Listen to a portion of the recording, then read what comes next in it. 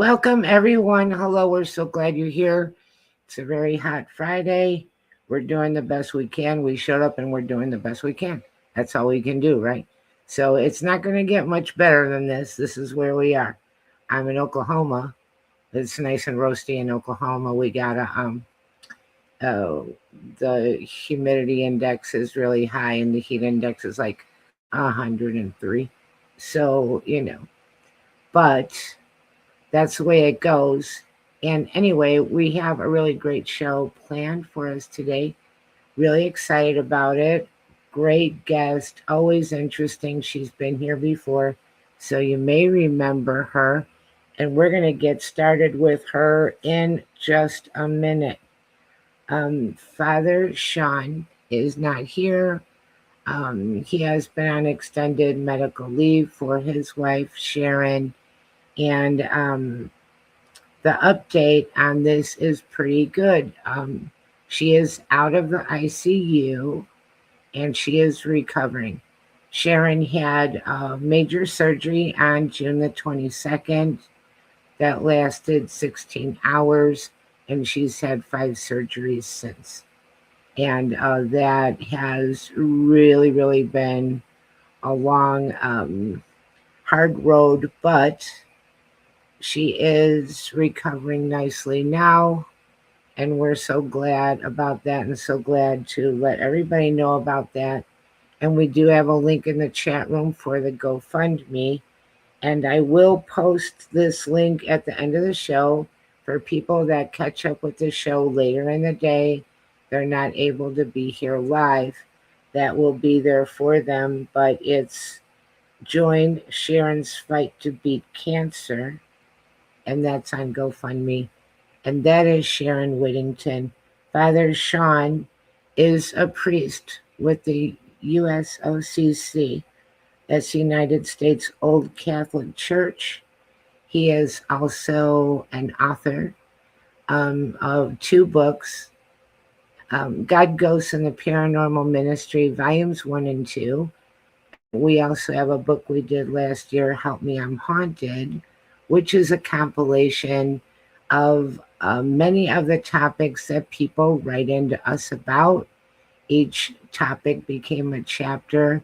He writes on it, I write on it, and we had guest writers come in and also give their take on it to try and give people some of the best, well-rounded advice that we could give.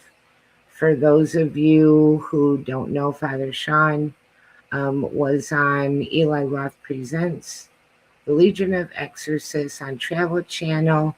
He was one of the regular exorcists on that show. And that show, now you can watch that on Max and Discovery Plus.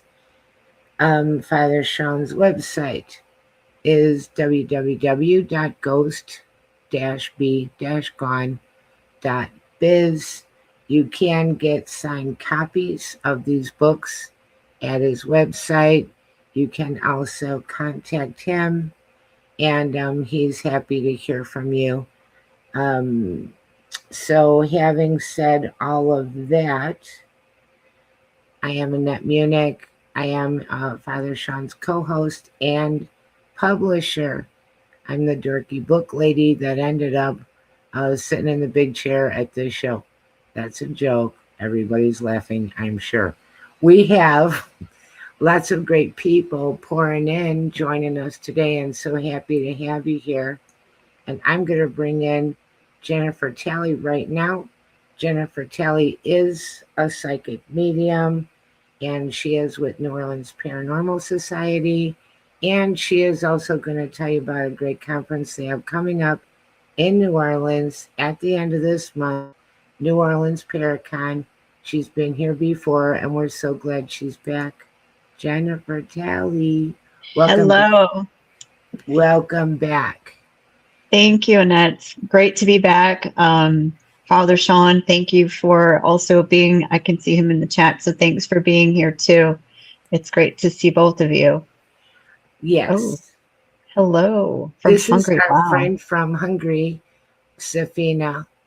And she's just a real sweetheart, and she's been coming every week, and we just love that she comes here.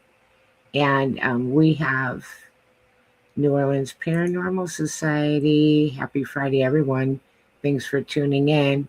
And we've got Linda, who is here, saying hello.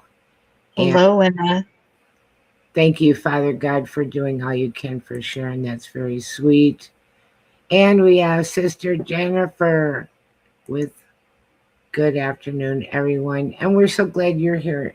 You know, we have such a great collection of people that come to chat with us. They're all positive, they're friendly. We joke around a little bit. The subject matter does get intense and serious.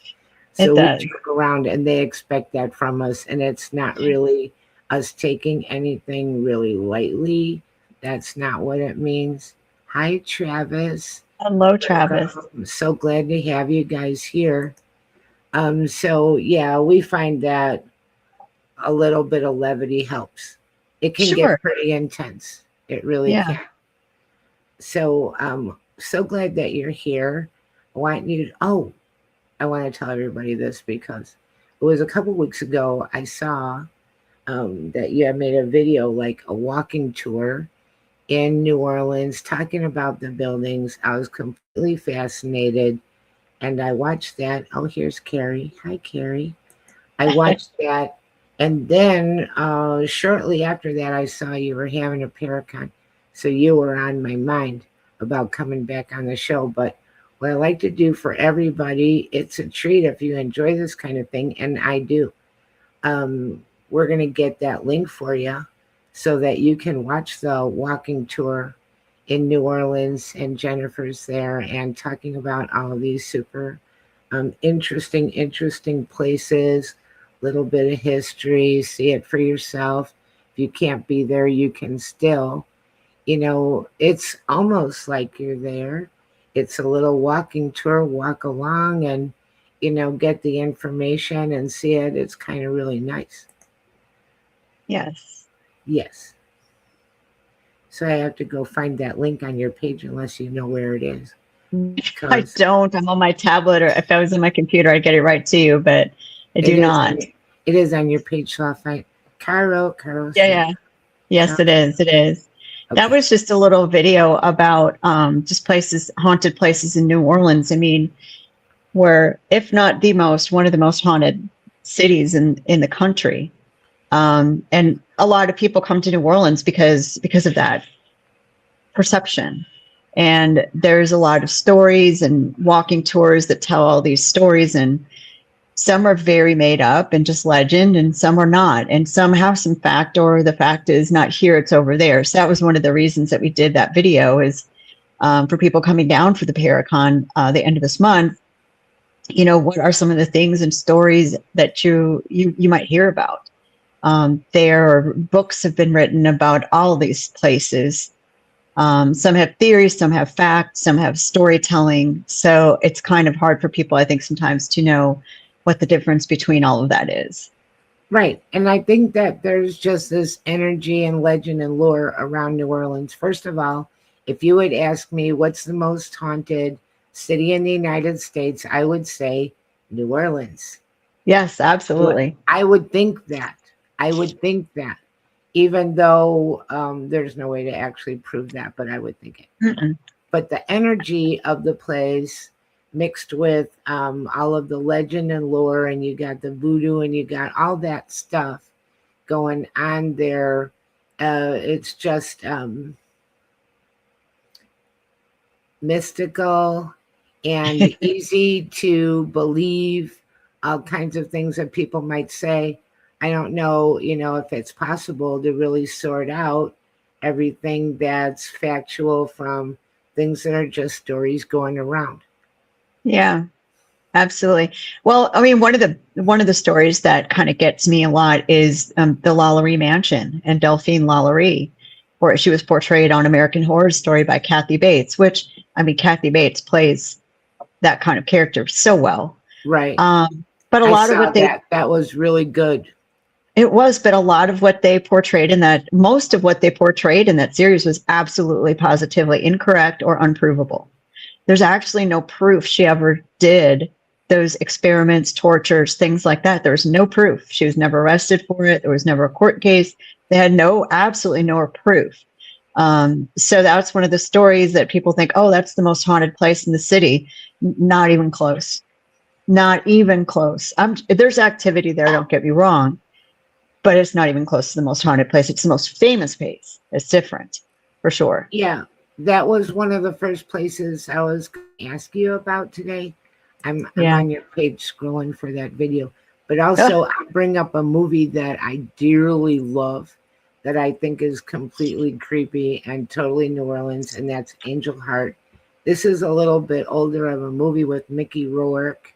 Have you seen that, Mickey Rourke? It's been a long time, but yes, I did. Oh. And that was the voodoo part of it too, wasn't it? Yeah, I remember that. Mm-hmm. Also, very not correct for voodoo. If you want a polar opposite of what voodoo is, watch that movie, because it's everything that it's nothing that is, for sure. Well, I don't know if people see, if you're outside of all of this realm, then you wouldn't really know. You don't. I had a guest on. I'm still on your page scrolling for that video. I had a guest on not too long ago. And we'll see what you think about this, and feel free to, agree or disagree or whatever. Sure. But he said that he was talking about the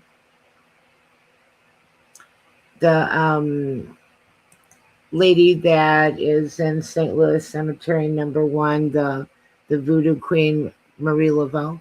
Mm-hmm. And he said she was not the really bad, scary person that people made her out to be. And he was talking about some of the good things she did in her life. Mark, you came. Hello. Very nice of you. Hi, Mark. I just invited him right before I got on here. Oh. So, and he does a show with Brian,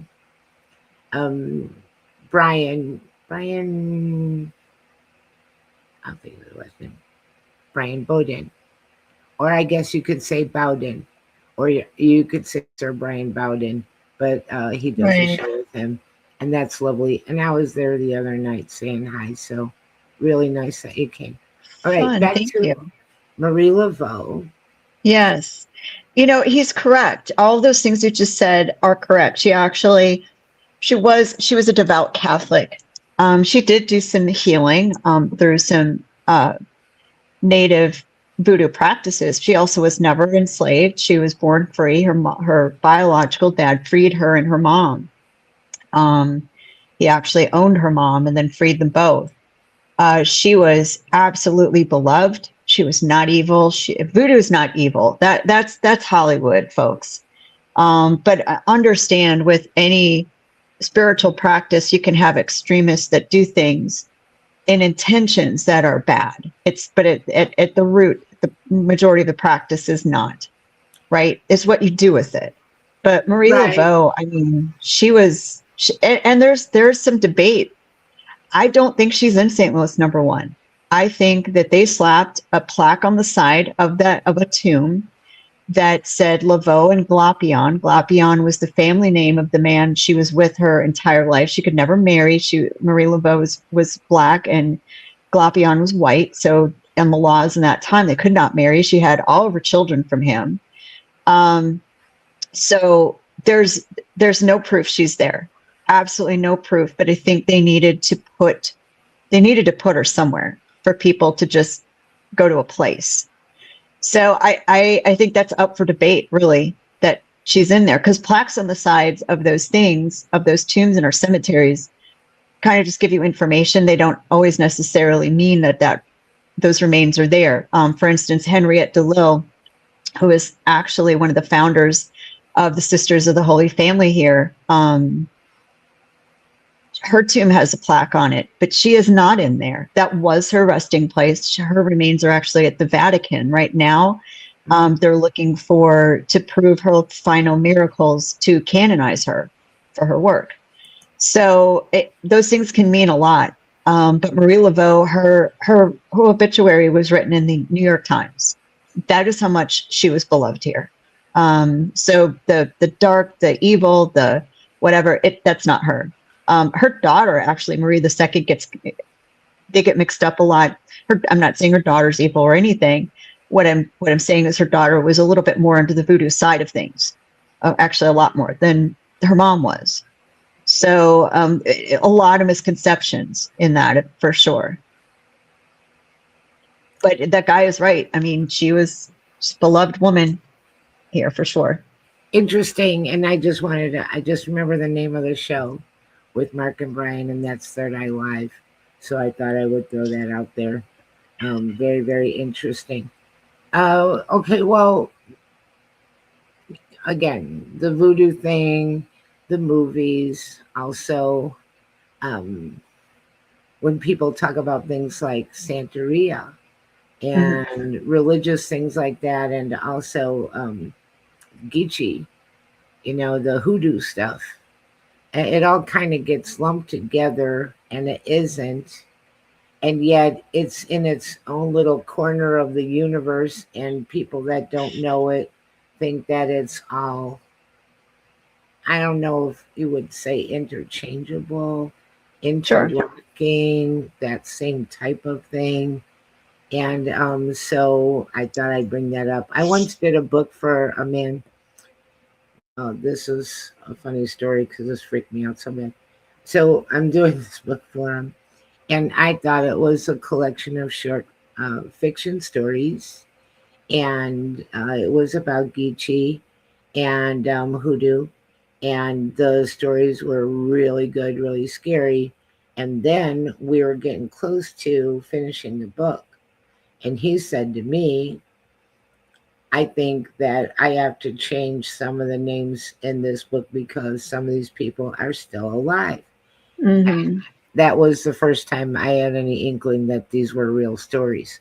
And that was the end of me working on that book at night, because I was like, oh my God, seriously. Because those stories were just completely creepy and off the rails. And these were not nice stories. These were a lot of revenge stories. And we got Roger here saying, howdy, Jennifer and everyone. Hello, Roger. Hi, Roger. Well, so I caution people here too, like when we're repeating, especially as a paranormal investigator, integrity should be at the top of your list. And so if you're investigating a space or even telling a story of like the Lalaurie Mansion, right? When I hear these stories that people have embellished and made up, it doesn't sit well, because they have living family members here. And how would you like it if person after person after person were saying all these lies about your family member? It's not the only story that happens to here. So I'm very cautious, and it's good that person was changing names, because you don't know how long that story is going to last. And you do have to protect the integrity of the family members, because sometimes a family member of yours does bad things, but at least get the story right? And so these embellished stories it's one thing, we're very careful about. It's the reason I did that video, is because I just picked a few stories that I knew were just embellished all of the time. And it's okay to tell them, as long as you're saying, hey, I can't prove this. This is a legend. It's not okay to use names, in my opinion, and not back it up with something you can prove. But you can say it's fact. That's one thing. There's a few stories here. There's the Axeman. That's another one. Everyone loves the Axeman. Everyone wants to talk about the Axeman. And think, who is he? Who is he? Well, you'll prove the Axeman is a certain person, right before you prove who Jack the Ripper was, right? So, but there's a lot of people out there who say, oh, he's here. Oh, he's there. Oh, he's this person. And, Delphine Lalaurie, same thing. They're telling all these stories. They're like, she did this, she did this, she did this. And there's no substance behind what they're saying. They just want attention and tell a fabulous story. So it's one thing that that bugs us, and it's something in the Paracon. One of the reasons we're doing this is because of things like that, because of the Hollywood embellishment to witchcraft or voodoo or vampires, things like that. We want people to hear facts, right? We want them to hear facts. We want them to be able to ask questions. So that was one of the reasons that we started this. It was a need for education that we've seen during our ghost hunts that the Paranormal Society does every night. People are thirsty for knowledge and don't know what a good outlet is for that knowledge. Where am I going to get the true things? Where's my reputable people? Where is all that? And then let's clear up some stuff about New Orleans and voodoo and vampires, things like that, for people to actually learn the reality of it, and not just get their education from TV. Oh, sure, yeah. And really, I don't want to get really deep and off track, but the world is a battle of stories. That's the truth. Yep. The world is a battle of stories, and it's not usually prove that it's right. It's like somebody prove that it's wrong, because we're just going to keep saying what we like to propagate as our version of the story. And in the case of New Orleans, these are like legendary. Yeah. That's legendary. She is. Yeah. Absolutely legendary. And going to her grave and all the marks on her grave, and people still leave things there to this very day asking her, for help and blessings. And so her legend is as alive today as it ever was. We were my group was fortunate enough to actually investigate the buildings sitting on the property her house used to sit on. She had a little Creole cottage in the French Quarter on St. Anne Street, which was accidentally, quote unquote, demolished in the early 1900s. And on it now sits a shotgun double. And we're very good friends with the owner, who could not rent it out. He had it rented, both sides rented out, both tenants moved out, and it was 8 months. And he said people would walk in and walk right back out. So we were fortunate enough to spend a few days there investigating to see what was in. And it was in there, and it was very interesting. The difference between one side of the shotgun. A shotgun is just a side-by-side with no hallways. So it's two side-by-side houses, shotgun double. So one side was a lot lighter, a lot friendlier, I guess. And then the other side was anything but. It was so interesting. But we ended up getting evidence of what sounded like a snake slithering on the floor, because we left cameras up overnight, and something rolling on the floor, and we found it was a crystal ball. Wow. That was very heavy, and it rolled. It was almost like, okay, what's playing with this? We don't know. We never got video of it moving by itself. We could just hear it. And then we brought in some voodoo people that were voodoo practitioners, because you do want to bring in experts in residential investigations. You got to bring people in that know more than you, for sure. And what the original night thought were imps, we actually found out these spirits were water loa that Marie would use to do healing work. So imps would be considered kind of a rat, kind of on the darker side of, well, I would say demonic, but not good. And the water sprites are anything but. And so after the team was corrected from the first night that, hey, this is not what you think it is, it's this, they did an offering and apology, and the energy just shifted in the house and got lighter after we were realized what it was. And I feel like she's probably still around. We feel like the snake could have been her snake, or one of his descendants named Sambi. Again, we never going to prove it, but I can tell you what it sounded like. So it was very interesting. And we did end up getting,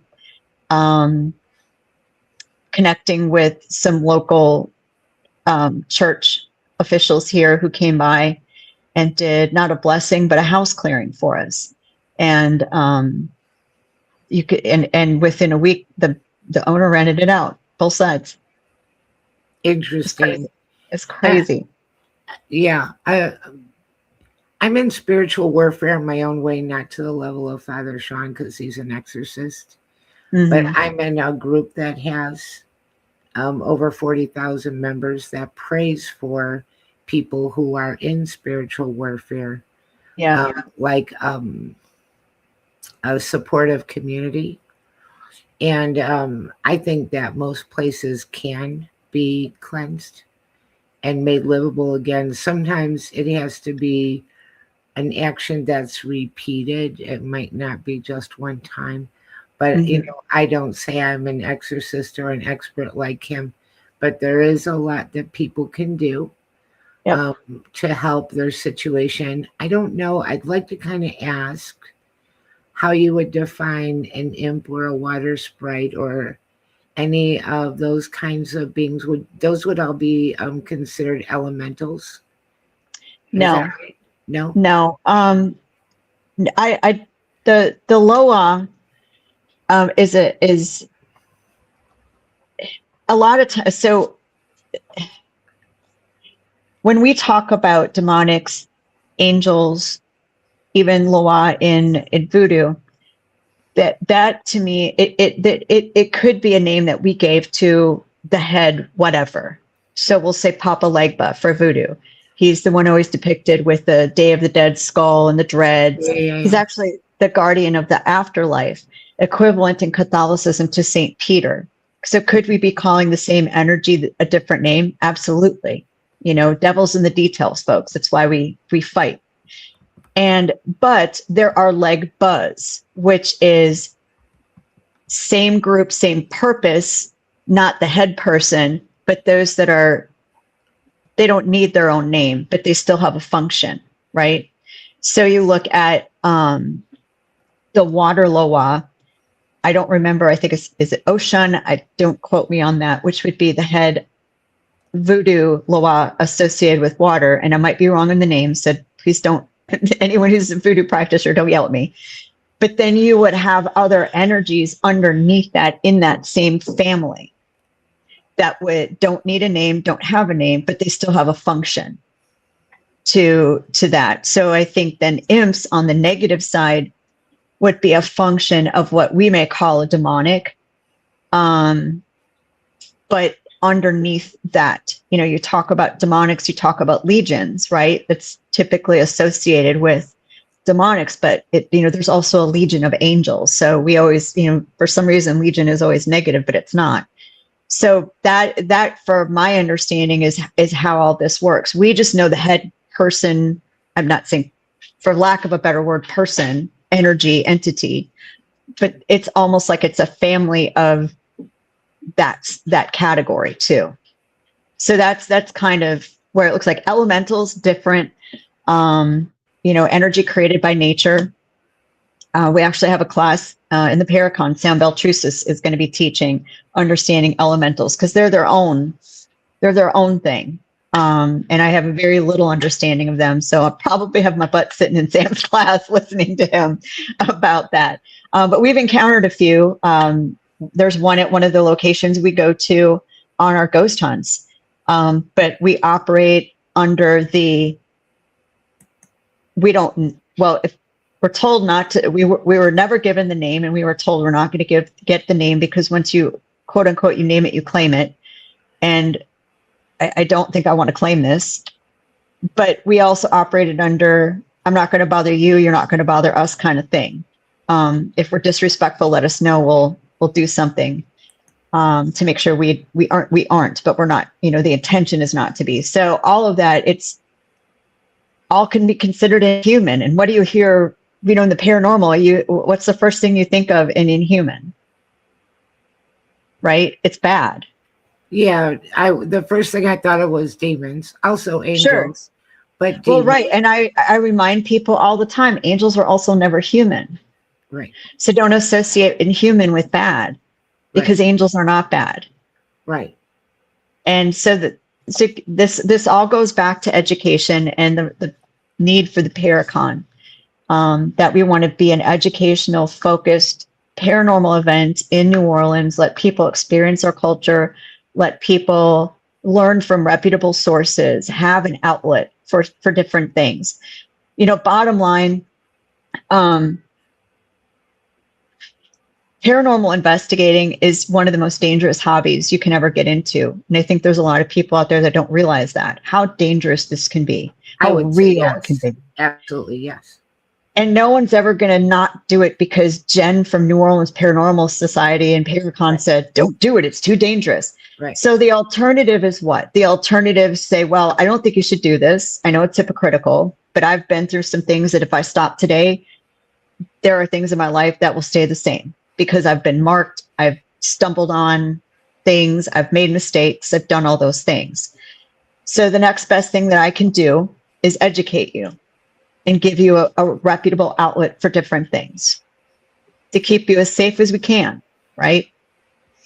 Right. When I did my show, I hate to say back in the day all the time, but for 4 years, I did my own show with the Paranormal, and I got so many emails that were really disturbing, and people that wanted me to come to their locations and telling me these horrendous stories.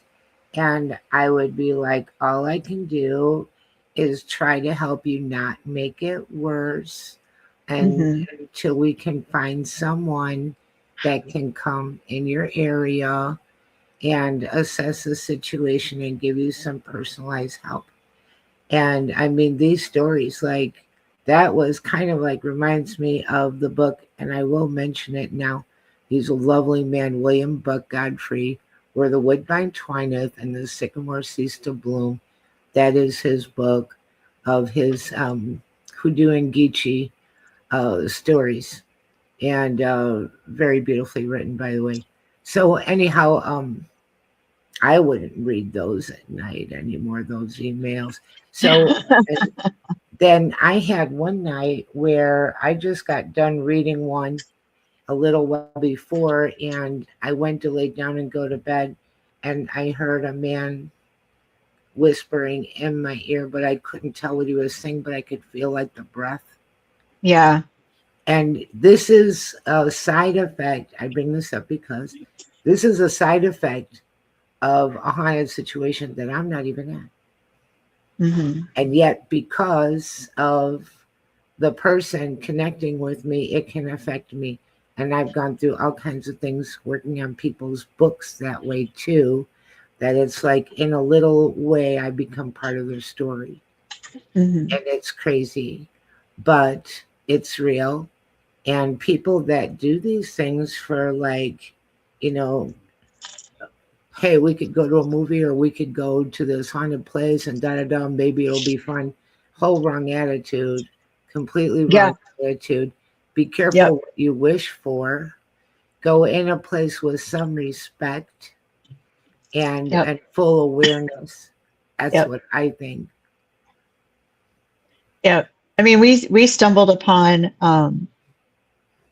a case where the tenant was having night terrors of being killed, and it was in the same manner as someone who was actually murdered in that space.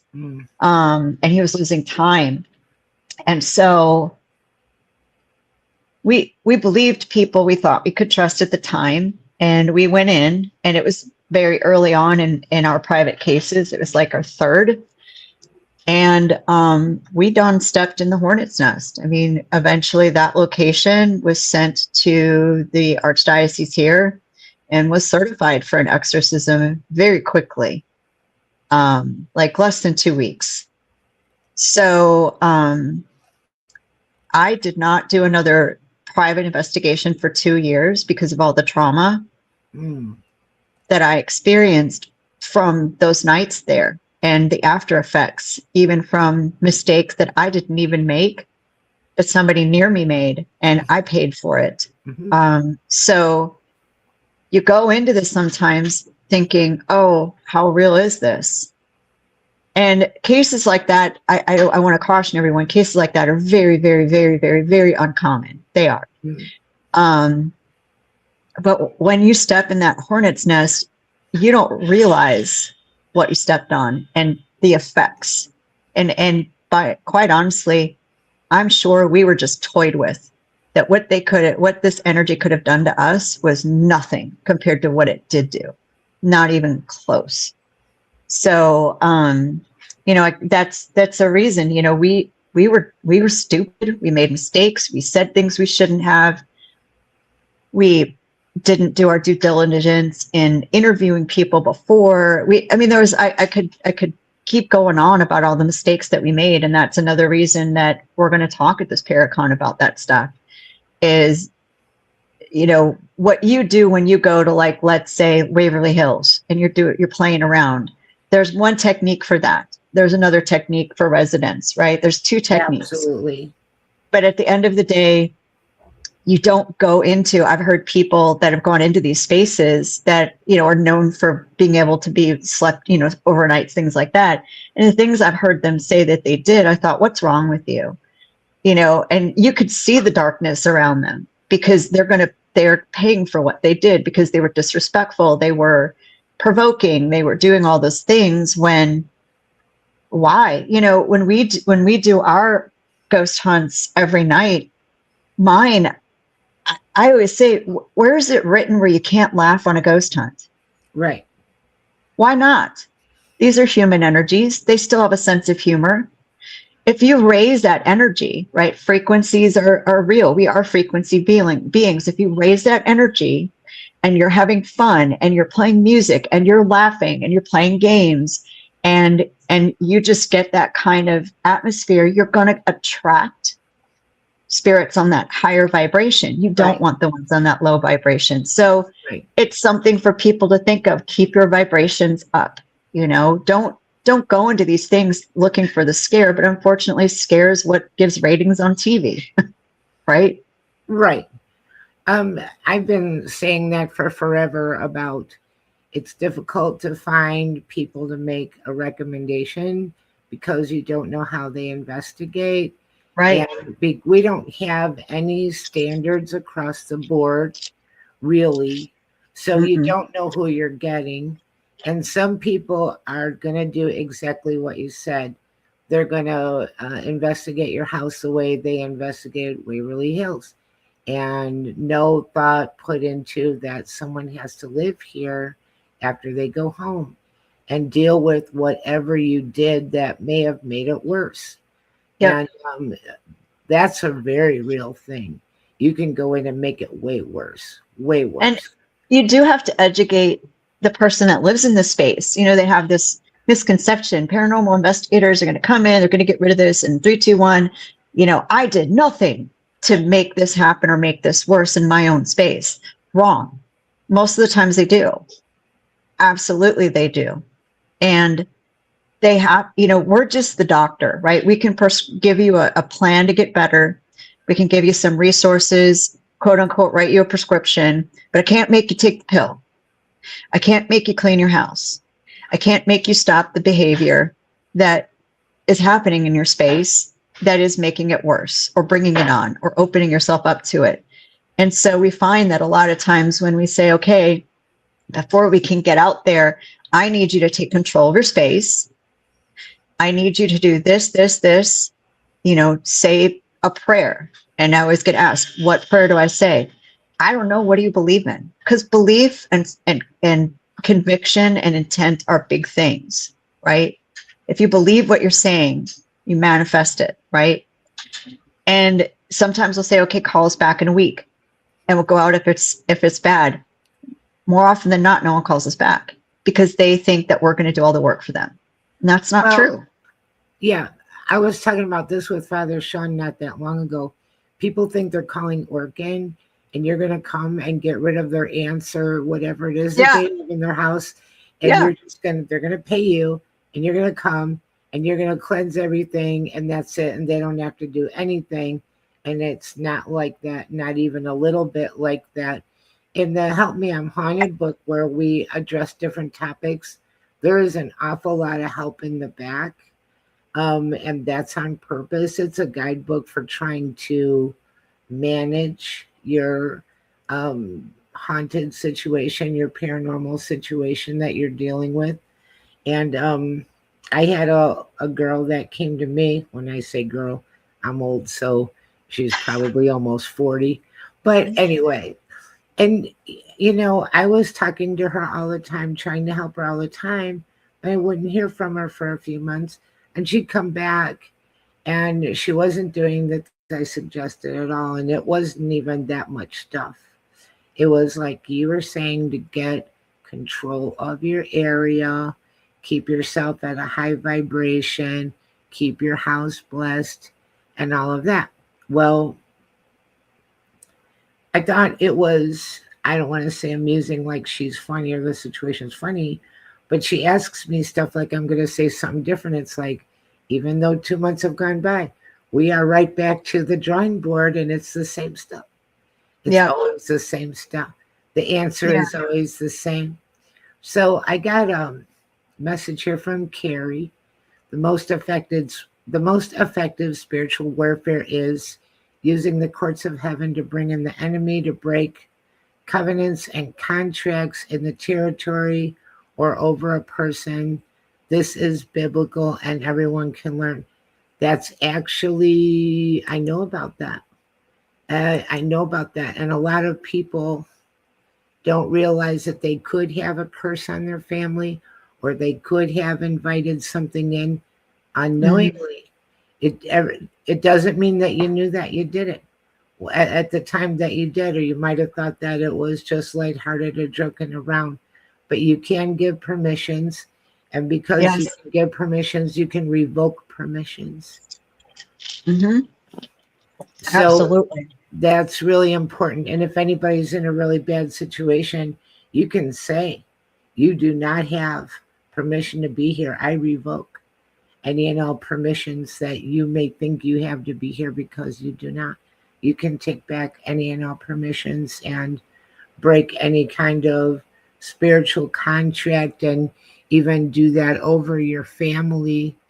And you can do that, wait, in the name of God, Jesus' name, or, however you're going to approach that.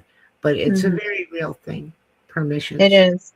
One phrase I was told when I started this is to say, be in your nature and return to your master. And that was another very general phrase to use when you're around those things, and to mean it. The point is to mean it. No matter what you say, no matter what important words you say based on your faith, whatever that is, you have to mean it, and you have to believe it. And that's more powerful than anything. The most powerful thing out there is love, right? You want to hear something sad? I think it's a little bit sad. But when we talk about energy and vibration and frequency, and you talk about love, a lot of times I'll tell people to be in energy of gratitude, because a lot of people don't know what a true love energy is. They haven't experienced it. So they vibrate higher, connecting with the energy of gratitude than with love. Love is a confusing quagmire of a thing of which they have not yet understood. And it can be difficult and complicated for some people. I mean, so we were talking about this before the show. So the love frequency, as far as hertz, is 528 hertz. So that if you're struggling with that feeling, I think it's called the solfegios frequencies. I'm probably never going to say that right. So for people that do meditation and want assistance with that kind of frequency, that's something to help get you back onto that, is to listen to meditation in those frequencies. And we were talking before the show, because Father Shawn and even my family on a different level are fighting members with cancer. And so my dog has lymphatic cancer. So he's undergoing treatment right now, but I also give him frequency treatment at 100 to 300 hertz, alternating in that range, which is theoretically a frequency that helps to kill cancer cells. There's no actual medical research, so I'm not a doctor, I'm not saying it. But if you believe, and science says we are frequency, we are just molecules and in vibrative states. We're molecules in motion, we're atoms. That is it. Everything is. And so why wouldn't sound affect sound and frequency, right? So Absolutely. And on YouTube, you can find all kinds of meditations. Yep. They don't have to be anything spoken. And they're at the different frequencies. A lot of the times I pick 432, but there's different frequencies that resonate differently. And what she's talking about is a lower healing frequency. And these are very interesting. You can put them on in the background while you're working, while you take a nap. Not to go way off, but this is what I do best. I'm like, shoot, there she goes. Okay, so I had a surgery a number of years ago, and I didn't want to take the pain medication.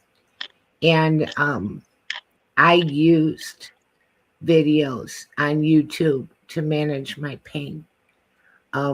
Every time that it was getting bad, I laid down, and it was a pretty decent surgery. I had navel surgery, so I had an incision and everything, and I managed it completely by listening to the different solfeggio. I'm going to say it a different way. One of us got to be right. Solfeggio, energy tones, and in the house it was hysterical because I'd go put that on and I'd go lay down, and everybody in the houses, they're like dropping off, falling asleep, listening to this with me. But at any rate, I went back to the doctor.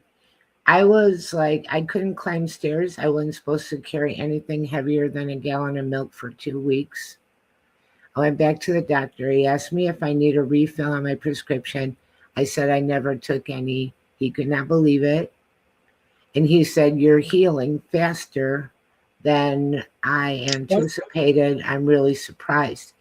And I think part of it is the tones and the energy and frequency. And I think part of it too is that sometimes people might, when they're medicated, do more than they should be doing because they feel better than they actually are.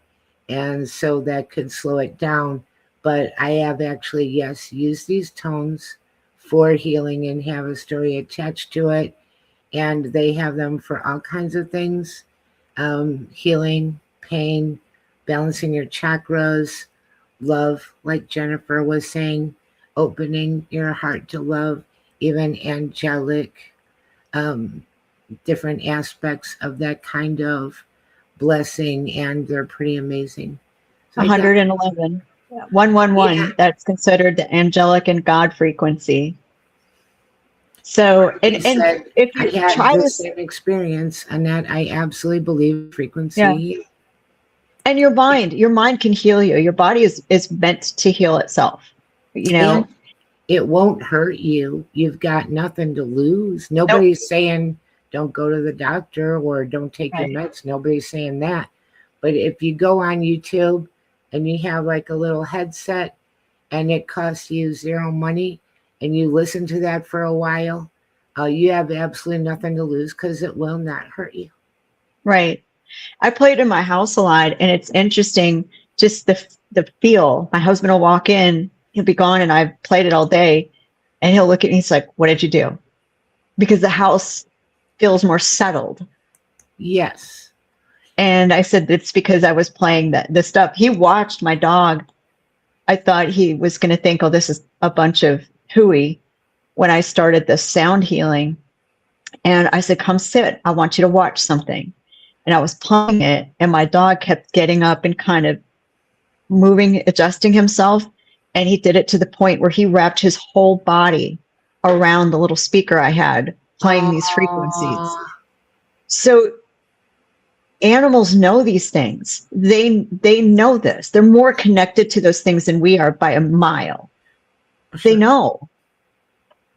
Because they're so much more instinct driven.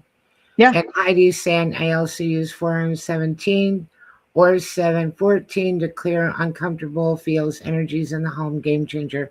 It can is, feel the same as like if you do a house blessing. It can feel like that. You know what else is very good for that is bells, wind chimes. I'm not, you can't do it for 3 hours like this, but they would use bells and chimes and stuff like that to clear energy. Yeah. To clear the energy of a home. So all of this, if you think this is something new and It's fad not. and way out, it isn't. It really isn't. No, look at churches have bells. Right. Catholic masses have bells. Right. You have frankincense that they burn, incense that they burn. Right. You have high vibration gold throughout the church.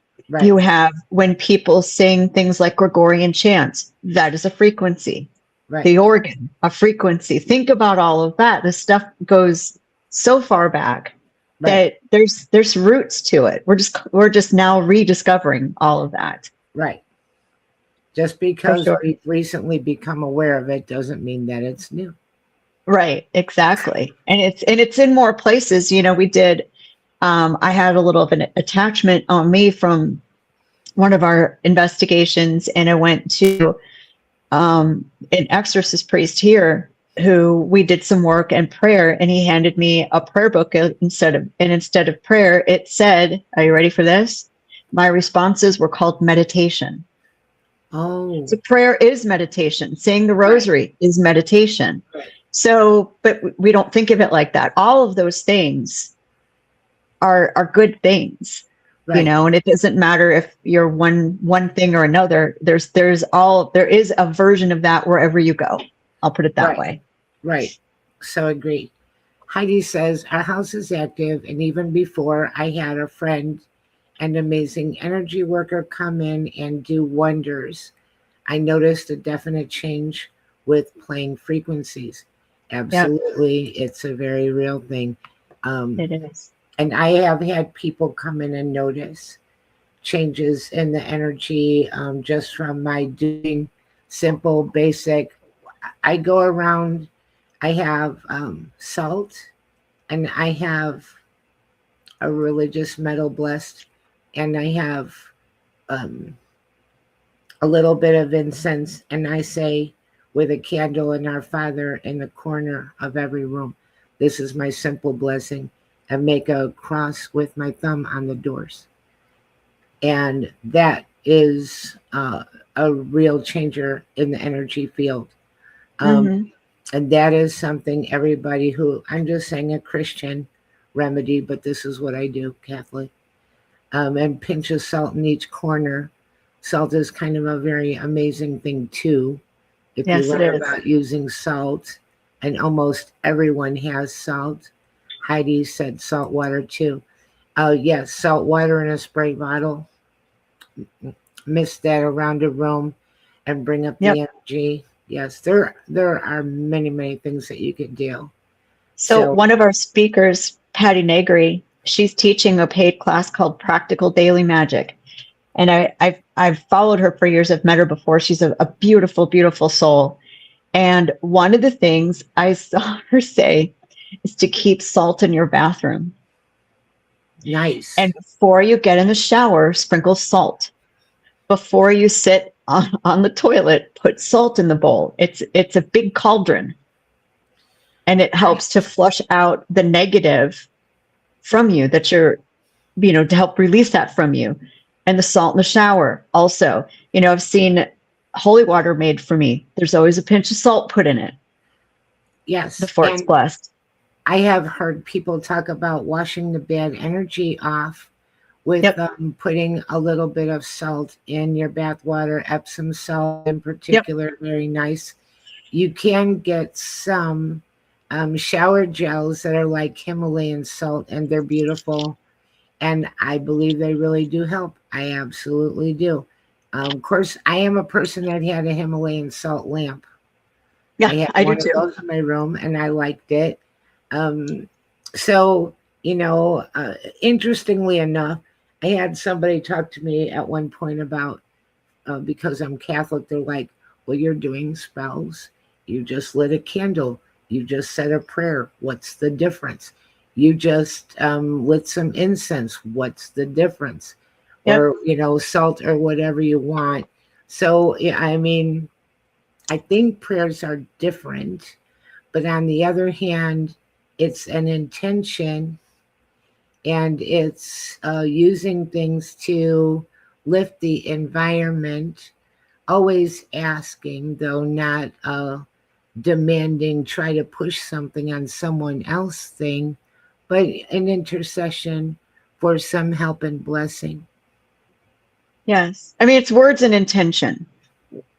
What's the difference? There's not. It's words and intention, that we're using. If someone wants to call it a spell, fine. If you want to call it prayer, fine.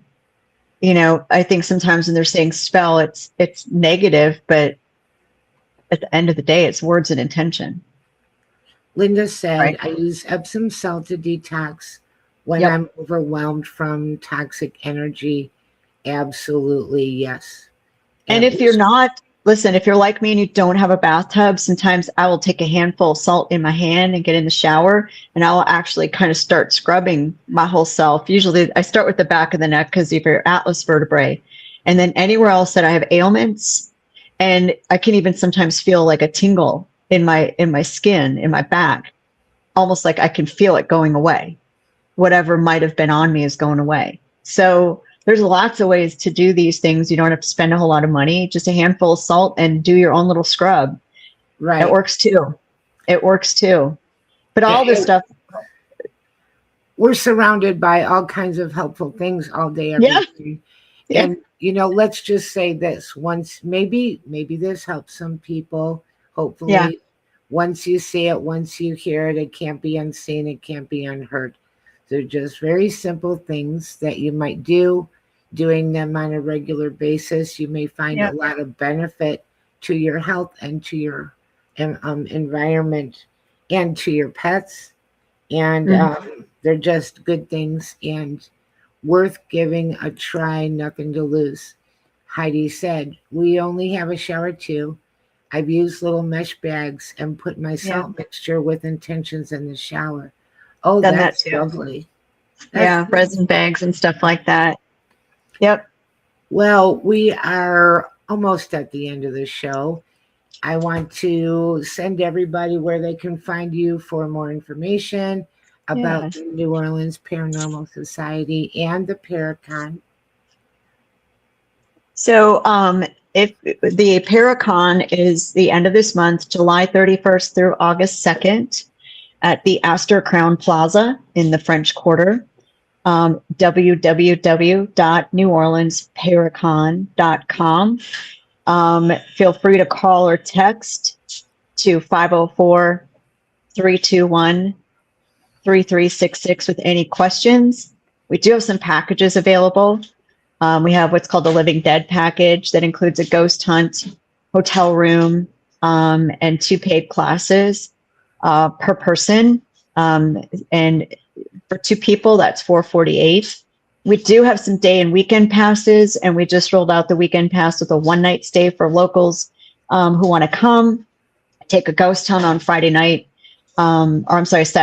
and stay overnight, so they don't have to drive home late.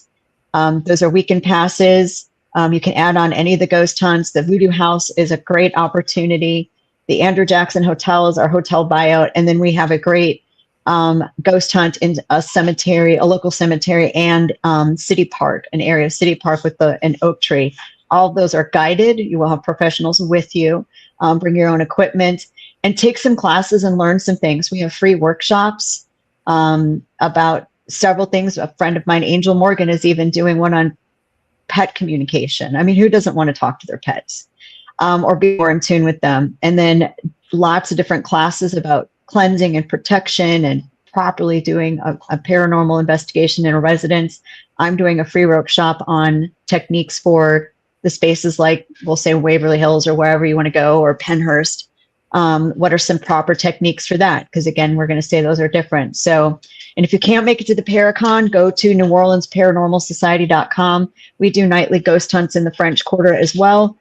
Same practices though. We have exclusive access to two haunted, that we choose two haunted locations. We have access to 5 or 6. We choose 2 every night, and take small groups of 12 or 13 and teach you what to do, and then let you do it. And then we'll guide you if you get stuck. That sounds so cool about the workshops. A lot of really interesting things going on. Anybody that's in the area, go find out about it and see what's going on. Sounds very, very cool. Fascinating place. And I want to say thank you so much for coming. I had a great time. Me And too. we had a lot of great chatters. New Orleans Paranormal Society just reposted the number 504-321-3366 to get more information. Heidi says, thank you both. Great show. Really enjoyed it. I hope you come Thank you, back Heidi. soon. Stay Anytime. with me one more minute, because we have to say thank you so much to UPRN Talk Radio 107.7 FM New Orleans, 105.3 FM in the Gulf Coast, and how much we really appreciate Joe Montaldo, Michelle DeRoche. We are going to have Rick Garner with us next week. It's going to be a great show again. We're going to have a lot of fun. And also stay tuned for Spirit Switchboard with Carrie Lynn Shellhorn. She is up next. Thank you all so much. Have a great night and a beautiful weekend. Thanks again. Bye. Jennifer, Thank you. really appreciate it. Thank you. Thank you.